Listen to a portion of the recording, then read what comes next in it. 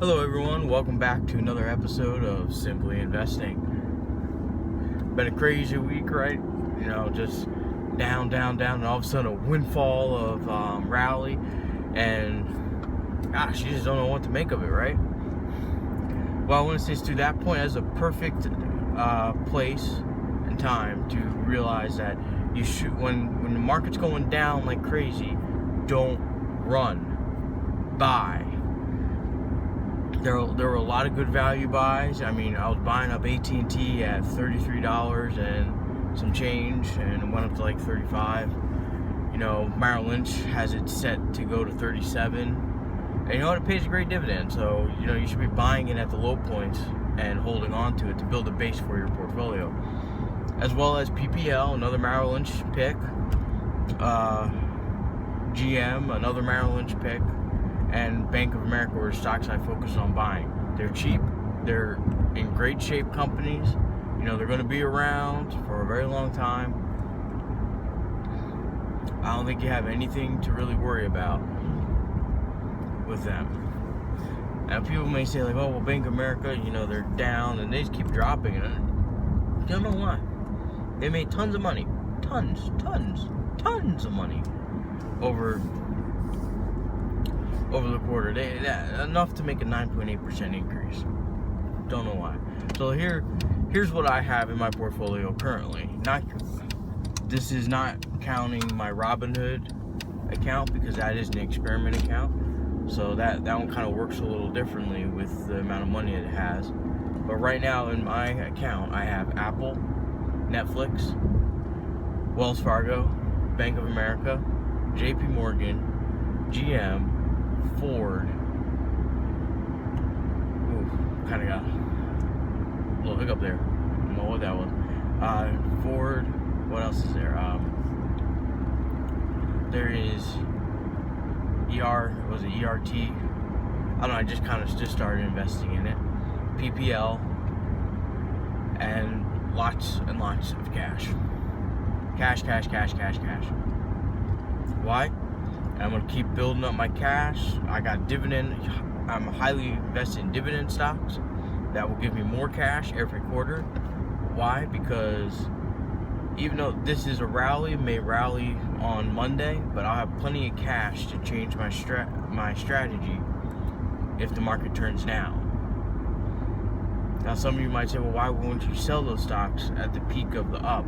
Well, those stocks aren't really for selling. Those stocks are for generating continual, kind of like, you generate when you have a business, you have products that just generate cash. They're not really big, they don't fluctuate, they just generate cash. It's kind of like what I want to do with these stocks. They generate cash. And that's enough dividend stocks to yield a pretty significant cash flow every quarter. Now, what I want to talk to you guys about is something that I think a lot of people make a mistake with, and that is your tax refund. A lot of people tend to spend their tax refund, and granted, it is a huge economic boost for retail for the first 3 months. However, here's what you should do with your tax refund, in my personal opinion. It just, my opinion may vary from whatever else everyone else, including yourself, may want to do, but I believe that this should be how you should handle your tax refund. If you have anything that's past due, outstanding credit cards or anything, use your tax refund to pay off all your credit cards, then shred all your credit cards, except one. Leave one for emergencies. Leave one for just in case, your car breaks down, you need a new tire, whatever may have you. But there's no need to let those continue. Keep paying them off and paying them down. Your next strategy is, if you don't have any outstanding credit cards or debts, what you should do is plug that money into a Roth IRA. Just every year when that comes in, plug it in there. Especially for if you have a family. If you're married with a few kids, your tax return is probably $9,000 to $10,000, right? Save it. Don't save it in an account and you have access. Put it all away. Put $2,500 to a Roth IRA. Max out the Roth IRA. Put in money into your next savings account that you don't touch, like your emergency savings account, and then maybe put a little bit aside for your trip. Because I'm not saying you can't be a total boring person and not do anything, but you should put your money in, most of it, into savings. Now, of course, there's always stuff that you want to buy, but if you have zero savings, you should not be buying a goddamn thing. You should buy when you have $10,000 or $12,000 saved up. Then you could say, okay, well, I can go buy that Apple computer. If you don't have that, you have no business buying the Apple computer. You shouldn't be buying a $2,000 computer and that uses up all of your cash and now you're back to square one. No, what you should do is take your money, save it.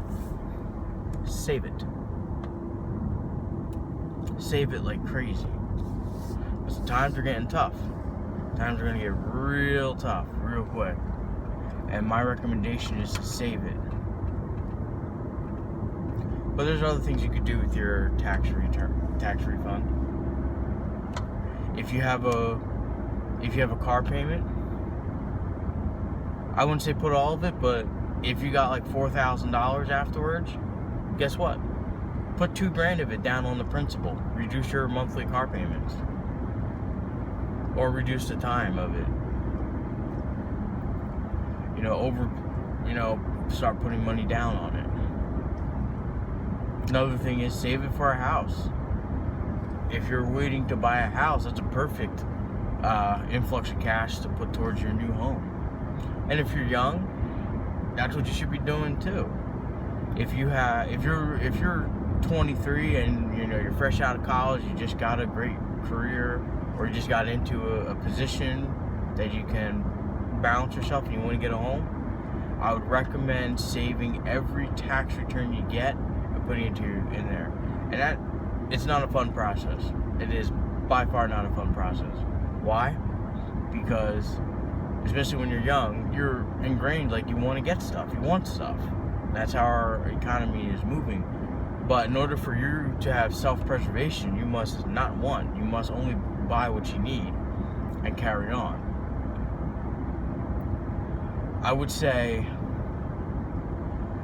I'm not saying like you can't go out. It's like if you wanted to take some of the money and take your significant other out, on Valentine's Day, because that's coming up in a little bit, or just go on a little weekend getaway. I'm not saying you can't do those things. I'm just saying if you have $0 when you get the refund existing in your account, then you shouldn't spend it on something like that. You should be putting it away. And it may take 4 or 5 years of doing it, but if you're looking to get a house and you're getting significant tax returns and you follow a stringent savings pattern, you will have probably probably a lot more than that. If you follow a real stringent path, you'll probably have over $150,000 in 5 years. And you may think like, well, I don't have that. Like, well, let's put it this way. If you're out of college and you get an accounting degree and you go work for Ernst & Young, you're making $60,000 a year. So in 5 years, you would have made $300,000.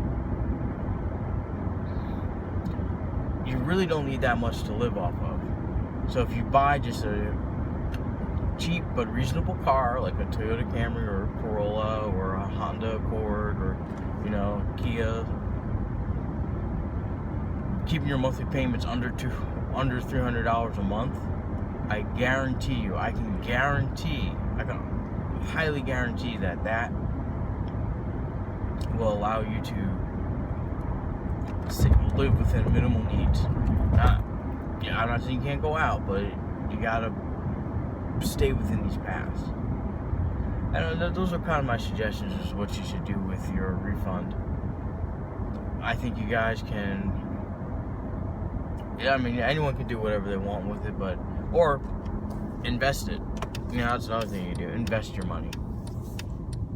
If you think you can do better, invest it. If not, give it to someone else who can invest it better than you can. Just make sure you do your homework on it. That said, good luck trading. It's going to be a rocky year. Oil finally bottomed out right where I said it was. But, I mean, it can still go lower. But I think we finally hit the bottom of the barrel. But